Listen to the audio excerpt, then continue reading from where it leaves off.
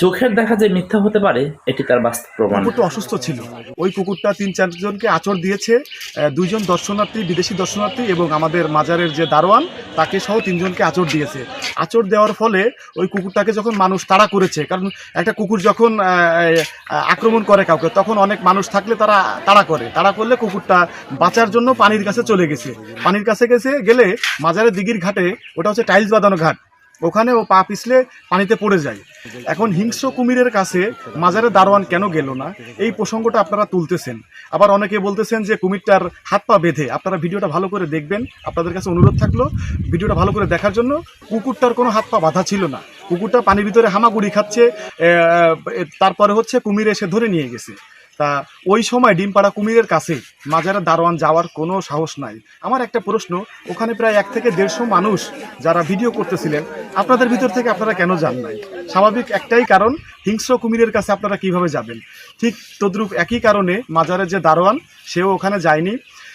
আমি ৫ তারিখ থেকে ৯ তারিখ পর্যন্ত বাগেরহাটের বাইরে ছিলাম। আমি যদি থাকতাম ইনশাআল্লাহ কুকুরটাকে অবশ্যই সেভ করতে পারতাম, কারণ আপনারা দেখেছেন আমি কুমিরের সাথে গোসল করি, কুমিরের মাথায় চুমু দিই।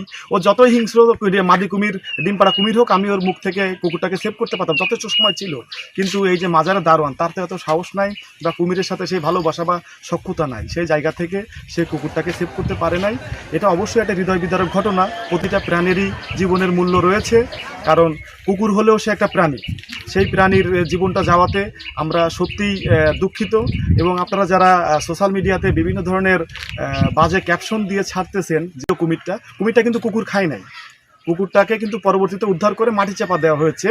আজকে সকালে বন ও পরিবেশ অধিদপ্তরের মানুষেরা এসেছিল, তারা কুকুরটার বডিটা মাটির থেকে তুলে তারা দেখছে। এখন বিষয় হচ্ছে কুমির হিংস্রতার মানে ডিম পারলে মাদি কুমির যে একটু হিংস্র হয়, সেই জায়গা থেকে কুকুরটাকে ধরে ফেলছে।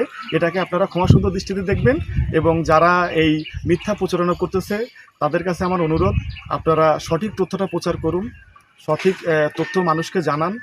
আমাদের বাংলাদেশের মানুষ আমরা আবেগপ্রবণ, আমাদের আবেগ নিয়ে আপনারা খেলা করবেন না। আপনারা সঠিক সত্য তথ্য তুলে ধরার চেষ্টা ভুল করুন। তথ্য দিয়ে মানুষকে বিভ্রান্ত করা থেকে আসুন দূরে থাকি।